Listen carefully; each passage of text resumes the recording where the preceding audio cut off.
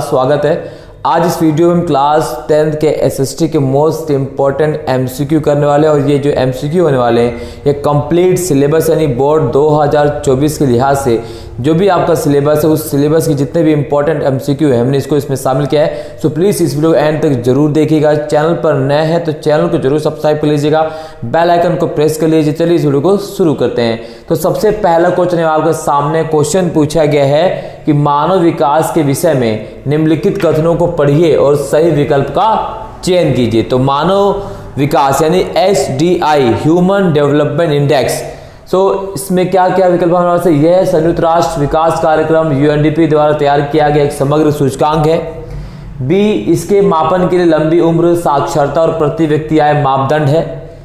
Third है विकसित और निम्न विकासशील देशों के अनुसार देशों की रैंकिंग की जाती है। और ऑप्शन नंबर 4 दे रखा है कि विश्व बैंक जीवन की गुणवत्ता के आधार पर मानव विकास की रिपोर्ट तैयार करता है। तो इस 4 विकल्प में से हमें वो विकल्प चूज करना है जो इसमें सही है। तो सही विकल्प की अगर हम बात करें तो जो सही विकल्प है वो A और 2 यानी एक और पहला और सेकेंड जो स्टेटमेंट है वो सही है। तो राइट आंसर क्या है वह A। तो सही स्टेटमेंट क्या है वो है A, क्योंकि संयुक्त राष्ट्र विकास कार्यक्रम से UNDP यानी यूनाइटेड नेशन डेवलपमेंट प्रोग्राम के तहत जो है क्या जारी किया जाता है, मानव जो है सूचकांक जारी किया जाता है। इसे HDI यानी ह्यूमन डेवलपमेंट इंडेक्स के नाम से भी जानते हैं। और पहली बार अगर हम बात करें तो पाकिस्तान के जो अर्थशास्त्री हैं महबूबुल हक के जो उन्होंने जारी किया तो वहीं से सूचकांक को जारी किया था। तो पहला स्टेटमेंट और दूसरा स्टेटमेंट बिल्कुल सही है इसके लिए। चलिए, लेकिन विकसित और विकासशील देशों को लेकर इसमें कोई भी रैंकिंग जारी नहीं की जाती है। नेक्स्ट क्वेश्चन की बात करें। चलिए अगला क्वेश्चन है। नेक्स्ट क्वेश्चन, भारत सरकार ने 1991 में व्यापार नियमों को उदार क्यों बनाया, यानी 1991 में भारत में एक पॉलिसी बनाई जिसका नाम था LPG यानी लिक्विडाइजेशन, प्राइवेटाइजेशन और ग्लोबलाइजेशन। यानी हमने अपनी अर्थव्यवस्था को विश्व की अर्थव्यवस्था के लिए खोल दिया। यानी इसे आप कह सकते हैं कि हमने एक खुले द्वार की नीति अपनाई जिसके माध्यम से विश्व के तमाम देश हमारे देश में आ सकते थे और हम कहीं भी अपने व्यापार को लेकर जा सकते थे। तो ये थी एक प्रकार की पॉलिसी जिसे उदारीकरण, निजीकरण और वैश्वीकरण के नाम से जाना जाता है। तो उसके हिसाब से उसमें कौन सा स्टेटमेंट सही है। ए, पूछा गया कि सरकार विदेशी मुद्रा को भारतीय मुद्रा के बराबर बनाए रखना चाहती है। B है सरकार पश्चिमी देशों के साथ अच्छे संबंध बनाए रखना चाहती थी। C, सरकार चाहती थी कि भारतीय उत्पादक विश्व बाजार में प्रतिस्पर्धा करे। तो उसका जो सही ऑप्शन है वह है C is the right answer, यानी इसका जो सही विकल्प है वह C। तो C इसका सही आंसर है। क्वेश्चन नंबर 3 है कि भारत में निम्नलिखित क्षेत्रों में से सकल घरेलू उत्पाद में किसकी हिस्सेदारी सर्वाधिक है।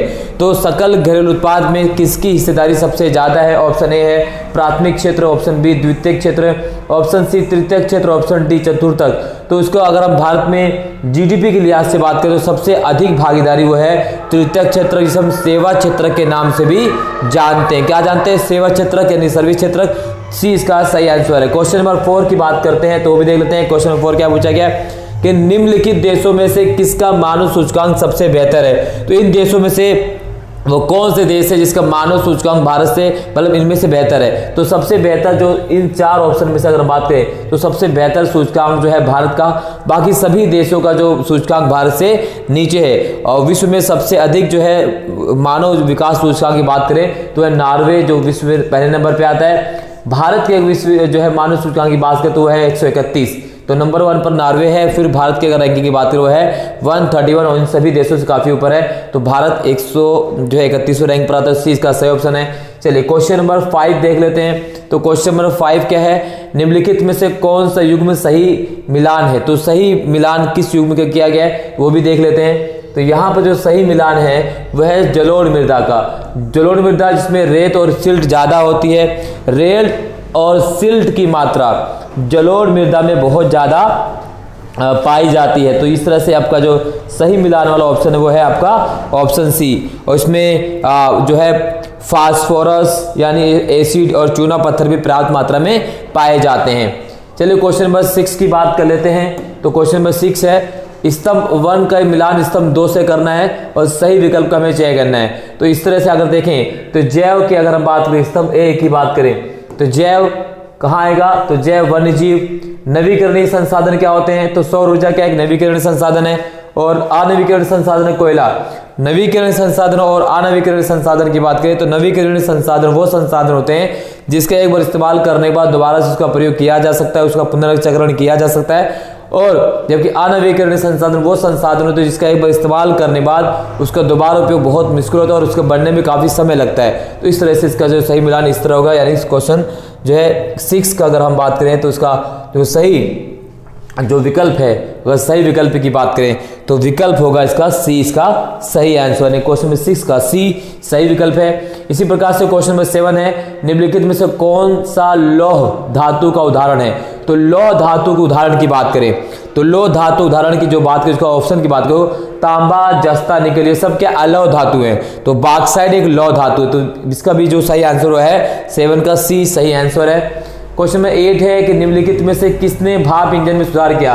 तो भाप इंजन में सुधार किसने किया, तो भाप इंजन में सुधार किया था जेम्स वॉट ने। तो जेम्स वॉट वह व्यक्ति हैं जिन्होंने भाप के इंजन में क्या किया था, सुधार किया। तो भाप के इंजन बनाए किसने, तो भाप इंजन बनाया था टॉमस, किसने बनाया था, टॉमस न्यू कॉमन। किसने बनाया था, टॉमस न्यू कॉमन ने। न्यू कॉमन ने भाप इंजन का आविष्कार किया था, ठीक है। और जेम्स वाट द्वारा 1769 में भाप के इंजन में क्या किया गया था, बदलाव किया गया था। उसके बाद 1771 में इन्होंने इसका नाम से पेटेंट करवा लिया, राइट। तो इसका जो सही आंसर है वो है जेम्स वॉट। क्वेश्चन नंबर 9 है, व्यापार के प्रभाव में ऐसे 3 महत्वपूर्ण विकास हुए जिन्होंने पूर्व आधुनिक दुनिया को बहुत छोटा कर दिया है। निम्नलिखित में से एक गलत विधि की पहचान करना है। तो व्यापार की बात करें वो कौन से बदलाव जिसने आधुनिक दुनिया में जो है बहुत छोटा कर दिया है, तो श्रम का प्रवाह, व्यापार का प्रवाह, पूंजी का प्रवाह, प्रौद्योगिकी के प्रवाह। तो इसके हम बात करें तो पूंजी, व्यापार, और तो जो गलत है वो है आपका डी, इसका राइट आंसर नहीं है। क्वेश्चन नंबर 10 है, कैलाश बिसेनी देवी, ताराबाई शिंदे और पंडिता रामाबाई के लेखन के बीच निम्नलिखित में से कौन सा पहलू समान है। तो इसको अगर तीनों की बात करें तो तीनों जो है एक समाज सुधारक भी हैं, लेखिका भी हैं, और उन्होंने महिलाओं के लिए बहुत सारा कुछ काम किया है। तो इसका तीनों के में से जो सही ऑप्शन आएगा वो आएगा महिलाओं के अनुभव पर प्रकाश डालना, बी इसका सही आंसर है। क्वेश्चन नंबर 11 देखिए कि निम्नलिखित को काल क्रम अनुसार व्यवस्थित कीजिए और सही विकल्प का चयन कीजिए। नेपोलियन युद्ध, वियना संधि, स्वतंत्रता के लिए ग्रीस संघर्ष और ओटोमन साम्राज्य। तो इसको हमें सही विकल्प के रूप में देखना है। तो अगर हम नेपोलियन के युद्ध की बात करें, देखो नेपोलियन की जो आचार संहिता की शुरुआत होती है वो कब होती है, तो 1804 में इसकी आचार संहिता शुरुआत होती है। 1803 से लेकर 1815 तक नेपोलियन युद्ध में संलग्न था। उसके बाद 1815 में नेपोलियन की युद्ध महार होती है। 1815 के बाद एक संधि होती है जिसका नाम होता है वियना संधि, और वियना संधि कहाँ होती है, ऑस्ट्रिया में, और इसका अध्यक्ष करते हैं ड्यूक मेटरनिक, इसके अध्यक्ष होते हैं। फिर स्वतंत्रता के लिए ग्रीस संघर्ष की बात करें तो स्वतंत्रता का जो ग्रीस संघर्ष था वो 1821 से लेकर 29 तक चलता है। और ऑटोमन साम्राज्य, तो इसका जो सही विकल्प होगा वो है बी, फर्स्ट, सेकंड, थर्ड और फोर्थ, यानी सभी क्या है सीक्वेंस में, राइट। तो इस तरह से आपको पता होना चाहिए। तो अगला क्वेश्चन है, निम्नलिखित में से किस देश में द्विदलीय व्यवस्था है। तो वह देश जिसमें द्विदलीय व्यवस्था पाई जाती है तो उसमें वो देश है अमेरिका, जहां द्विदलीय व्यवस्था पाई जाती है। भारत में क्या बहुदलीय व्यवस्था है। रूस और रूस की अगर हम बात करें और चीन की बात हो तो यहाँ पर एक दलीय व्यवस्था है, राइट। बॉक्स में दी गई जानकारी की सहायता से भारत सरकार की प्रशासनिक व्यवस्था की पहचान कीजिए और सही विकल्प का चयन कीजिए। तो यहाँ पर भारत सरकार की प्रशासनिक व्यवस्था के बारे में बात क्या किया गया देखिए कि केंद्र और स्थानीय सरकारों के बीच शक्ति की हिस्सेदारी। दूसरा है राज्य सरकारों को उनके साथ कुछ शक्तियां और राजस्व साझा करने की आवश्यकता होती है। थर्ड, इसे त्रिस्तरीय सरकार कहा जाता है। तो वो इसमें से ऑप्शन क्या है, तानाशाही व्यवस्था, एकात्मक संघीय व्यवस्था, विकेंद्रीकृत व्यवस्था, साम्राज्यवादी व्यवस्था। तो इसमें त्रिस्तरीय सरकार हो यानी शक्ति विभाजन राज्य स्तर, केंद्र स्तर और स्थानीय सरकार के बीच किया जाए तो उसे कहते हैं विकेंद्रीकृत व्यवस्था। तो इसका जो सही ऑप्शन होगा वो है सी, इसका सही आंसर रहेगा। इसी प्रकार से बात करें स्तंभ ए का मिलान स्तंभ बी से कीजिए और सही विकल्प का चयन कीजिए। तो स्तंभ और ए का मिलान स्तंभ बी से करना है। इसमें सही जो मिलान अगर हम बात करें तो क्वेश्चन नंबर जो 14 का जो सही आंसर होगा वो होगा आपका सी। इसका जो सही ऑप्शन है इसका है तो सी क्या आप देख सकते हैं तो पहले का बैंक कहाँ आएगा, तो बैंक किस सूची का विषय है, तो बैंक जो है संघ सूची का विषय है। उसके बाद दूसरे की बात करें कृषि, तो कृषि किस सूची का विषय है, तो भाई कृषि जो है वह राज्य सूची के विषय है। इसी प्रकार शिक्षा की बात करें तो शिक्षा किसका है, समवर्ती सूची का है। और कंप्यूटर जो है अवशिष्ट शक्तियां, अवशिष्ट शक्तियां वो है जो आजादी के बाद शामिल की गई हैं, तो कंप्यूटर हो गया, IT सेक्टर हो गया, आतंकवाद हो गया, ये सभी अवशिष्ट शक्तियां। और अवशिष्ट शक्तियों पर अधिकार किसका होता है, वो होता है केंद्र सरकार का। चलिए क्वेश्चन नंबर 15 देखिए, क्वेश्चन नंबर 15 क्या पूछा गया है, नीचे देख जो है अब ये है असेसर रीजन अभिकथन और कारण वाले क्वेश्चन पूछे गए हैं। तो श्रीलंका ने तमिल को राज्य के एकमात्र आधिकारिक भाषा के रूप में अपनाया, बिल्कुल गलत है, जबकि वहां पर सिंगली को एकमात्र भाषा के रूप में अपनाया गया था। श्रीलंका में एक संविधान बना, श्रीलंका का जो नया संविधान लागू था 1956 में। उस 1956 जब श्रीलंका का नया संविधान लागू किया गया तो उस समय सिंगली को एक राष्ट्रभाषा बना दिया गया और तमिल को दरकिनार कर दिया गया। तो ये पहला ऑप्शन गलत है। जबकि दूसरी की बात करते हैं, श्रीलंका की सरकार ने बहुसंख्यक परिस्थिति के तहत कई कदम उठाए, तो बिल्कुल ये सही है, यानी कथन जो है अभिकथन गलत और कारण बिल्कुल सही है। तो ए कथन गलत लेकिन कारण सही, तो इसका ऑप्शन आएगा डी, इसका सही आंसर है। चलिए नेक्स्ट क्वेश्चन की बात कर लेते हैं। अभी एक और रह गया है, क्वेश्चन नंबर 16 देख लेते हैं। क्वेश्चन नंबर 16 क्या पूछा गया कि सत्ता के बंटवारे से संबंधित निम्नलिखित कथनों पर विचार कीजिए, सही विकल्प का चयन कीजिए। ए बहुसंख्यकवाद लोकतंत्र की वास्तविक आत्मा है। बी ये विभिन्न समूहों में संतुलन और सामंजस्य बनाता है। डी ये सामाजिक समूह भी संघर्ष की संभावना कम करता है। और डी फोर्थ है सत्ता की साझेदारी लोकतंत्र का सार है। तो इसका अगर हम बात करें तो इसमें से सही विकल्प कीजिए। तो इसका जो सही विकल्प है वो देखिए 2, 3 और 4, बहुसंख्यकवाद लोकतंत्र की वास्तविक आत्मा नहीं है, तो ए कथन बिल्कुल गलत है। तो इसका जो तीनों ऑप्शन बाकी 2, 3 और 4 सही है, तो बी इसका सही आंसर होगा। इसी प्रकार से क्वेश्चन नंबर 17 है, निम्नलिखित में से कौन सा युग में सम्मिलित है, वो कौन सा युग में सम्मिलित है, देखिए प्राथमिक क्षेत्र फूल खेती करने वाला, द्वितीय क्षेत्र दुग्ध विक्रेता, तृतीय क्षेत्र मछुआरा और निर्माण क्षेत्र जो है माली। तो उसका जो कौन सा जो है वो सम्मिलित, अगर हम बात करें तो यहाँ पर सम्मिलित की बात की गई है। तो यहाँ देखिए प्राथमिक क्षेत्रक फूल की खेती करने वाला, तो ये प्राथमिक क्षेत्रक है, तो यही सही सम्मिलित है। जबकि दूध विक्रेता द्वितीय क्षेत्र में नहीं आता है, वो प्राथमिक क्षेत्र में आता है। तृतीय क्षेत्र में मछुआरा नहीं आता है, वो प्राथमिक क्षेत्र में आता है। निर्माण क्षेत्र में माली नहीं आता, वो द्वितीय क्षेत्र में आता है। हाँ ठीक है, तो इस तरह से यही युग में जो है क्षेत्रक है। निम्नलिखित में से कारखानों के श्रमिकों के विकास कौन सा एक लक्ष्य है, तो है बेहतर वेतन, बेहतर तकनीक, काम के अधिक घंटे, अधिक श्रम कार्य। तो निम्नलिखित में से कारखानों के श्रमिकों के विकास का कौन सा एक लक्ष्य होता है, वो है बेहतर वेतन। चलिए नेक्स्ट, अब यहां देख लेते हैं क्वेश्चन नंबर 3 पूछा गया है कि एक सेकंड, चलिए क्वेश्चन है कि भारत में प्रोजेक्ट टाइगर का आरंभ किया गया। तो भारत में प्रोजेक्ट टाइगर की शुरुआत की गई थी, वो की गई थी 1973 में।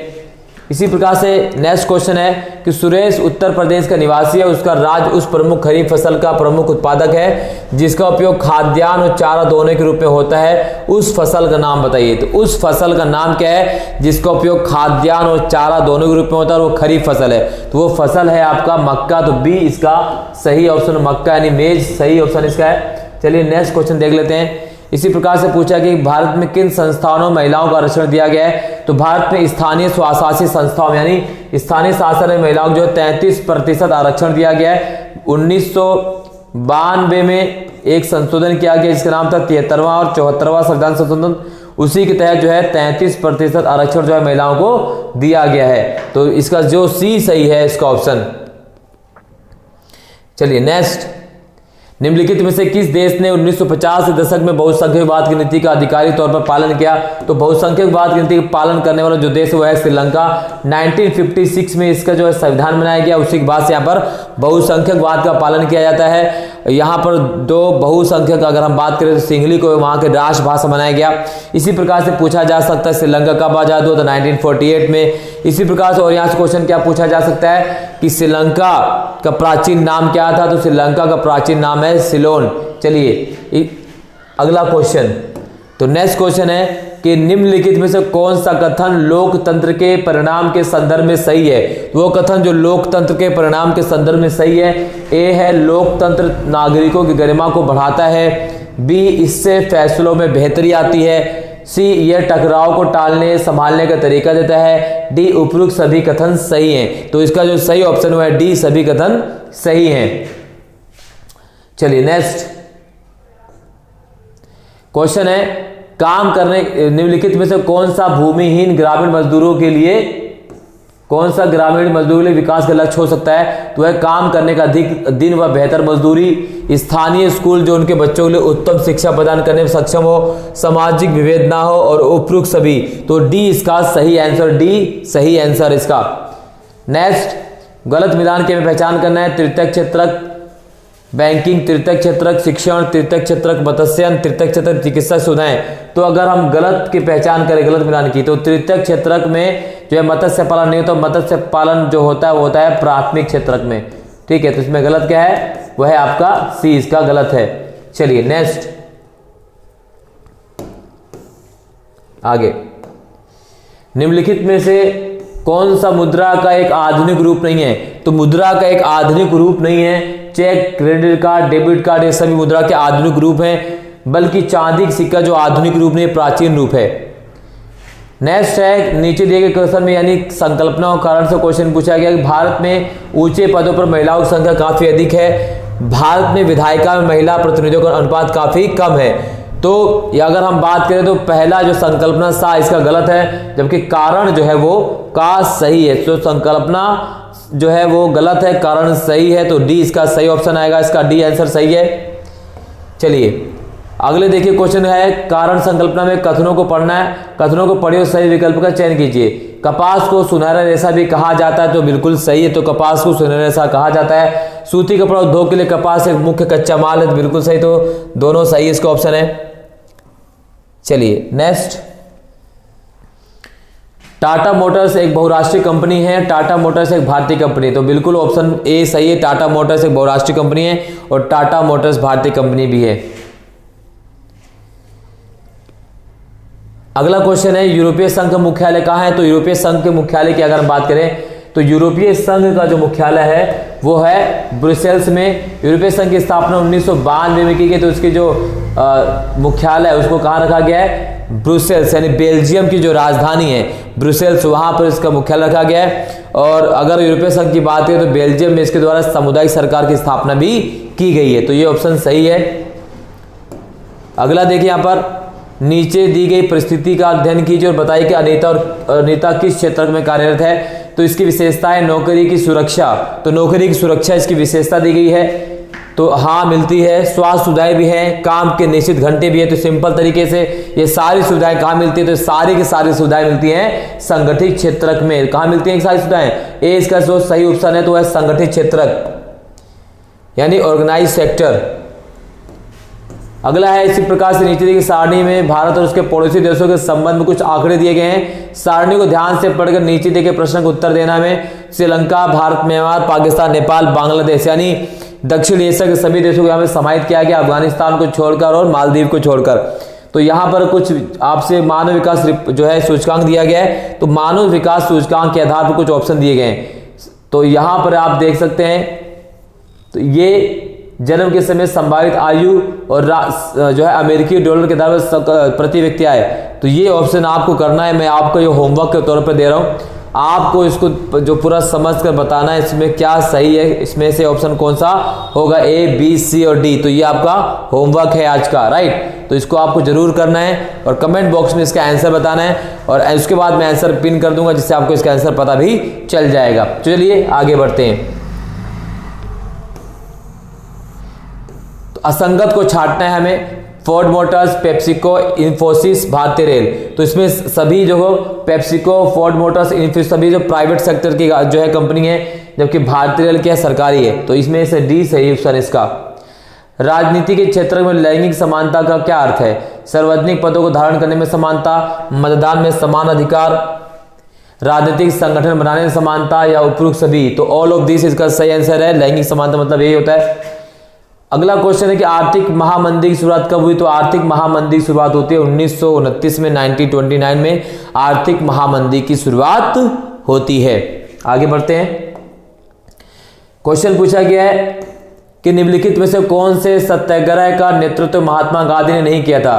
तो वो कौन सा सत्याग्रह है जिसका नेतृत्व महात्मा गांधी ने नहीं किया था? वो सत्याग्रह है जिसका नेतृत्व महात्मा गांधी ने नहीं किया था वो है बारदौली सत्याग्रह 1928। इस जो है सत्याग्रह का नेतृत्व किया था सरदार वल्लभ भाई पटेल ने। किसने किया था? सरदार वल्लभ भाई पटेल द्वारा जो है इसका नेतृत्व किया गया था।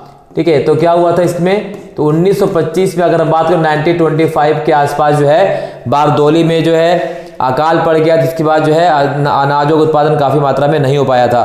तो इसके लिए सरकार द्वारा टैक्स बढ़ा दिया गया था। उसी टैक्स के खिलाफ जो है सरदार वल्लभ पटेल ने एक आंदोलन चलाया था और इसी आंदोलन में वहां की महिलाओं ने वल्लभ भाई पटेल को सरदार की उपाधि से भी नवाजा था। बाकी तीनों जो सत्याग्रह है, चंपारण, अहमदाबाद, खेड़ा, तीनों महात्मा गांधी द्वारा चलाए गए आंदोलन है। जो महात्मा गांधी भारत में आए तो बैक टू बैक 3 आंदोलन वही खेड़ा, चंपारण और आपका अहमदाबाद। चलिए आगे बढ़ते हैं। गलत जोड़े की पहचान कीजिए। संघ सूची विदेशी मामले, संघ सूची बैंकिंग, संघ सूची जो इसमें जो गलत मामला है वो है डी, संघ सूची सिंचाई से संबंधित नहीं है। निम्नलिखित में से कौन सा कथन जलवायु के संदर्भ में सही है? वो कथन जो उसके संबंध में सही है, पहला देख सकते हैं कि यह एक जर्मन शुल्क संघ था, बिल्कुल सही है। इसने शुल्क अवरोधों को समाप्त कर दिया और मुद्राओं की संख्या 30 से 2 कर दी, बिल्कुल, ये भी कथन बिल्कुल सही है। इसकी स्थापना 1834 में प्रसा की पहल पर की, तो ये भी कथन भी बिल्कुल सही नहीं। इसकी स्थापना 1 जनवरी 1834 में प्रसा की पहल पर की गई थी, यानी तीनों कथन बिल्कुल सही है। तो इसका जो सही ऑप्शन होगा कथन 1, 2, 3 सही, यानी डी इसका सही ऑप्शन। तीनों कथन बिल्कुल सही है। ये एक प्रकार से यूनिफिकेशन का एक प्रकार प्रतीक माना गया था जलवायु, राइट। क्वेश्चन नंबर 4 क्या है कि निम्नलिखित में से किस देश में सार्वजनिक जीवन में महिलाओं की भागीदारी का जो है स्तर काफी ऊंचा? तो है स्वीडन, सी इसका सही विकल्प है। स्वीडन में काफी ऊंचा महिलाओं की भागीदारी का।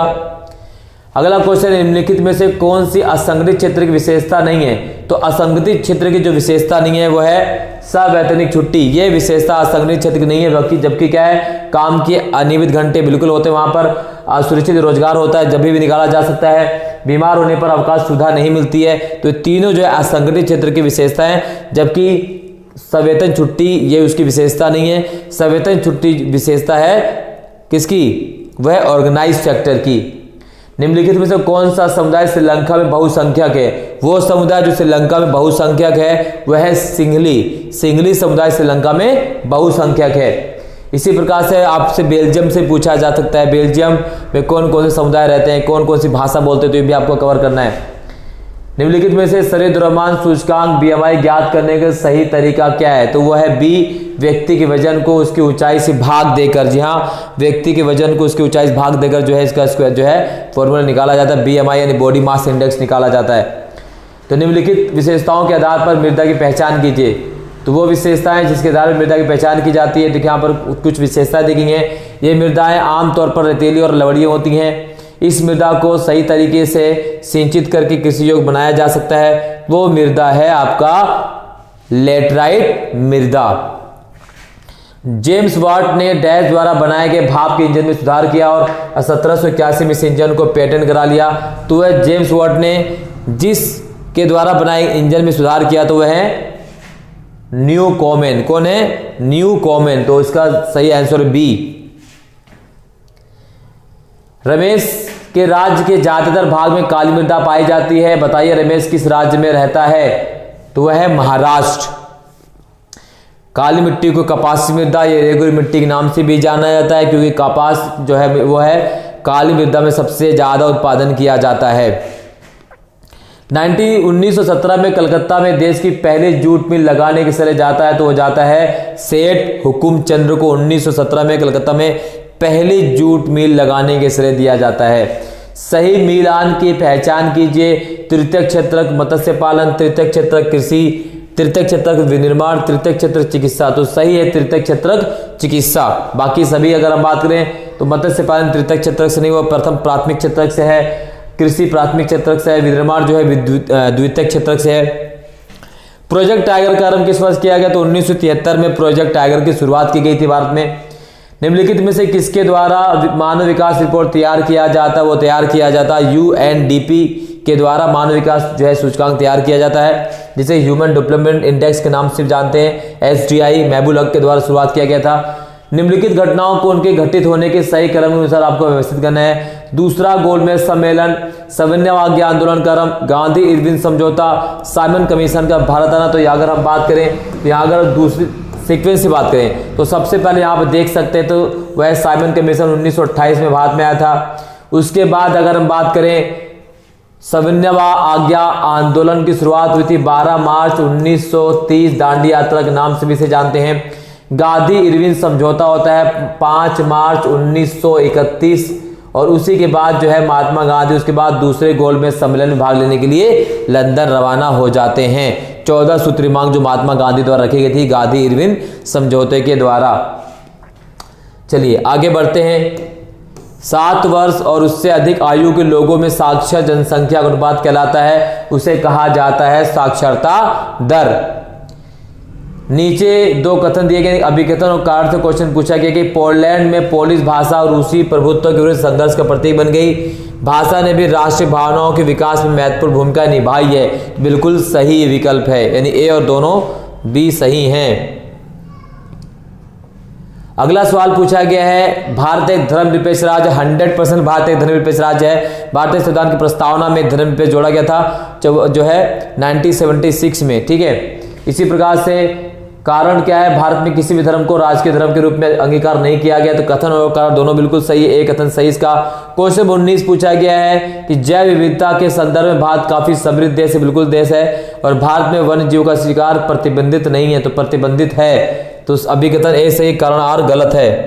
क्वेश्चन नंबर 20 देखिए, भारत एक विकसित देश है। भारत की प्रति व्यक्ति वर्ष 2017 विश्व विकास रिपोर्ट में अनुसार $1820 प्रति वर्ष है। तो भारत एक विकासशील देश है, राइट। भारत विकसित देश नहीं, भारत एक विकासशील देश है। तो कथन ए गलत है और कारण जो है वो सही है।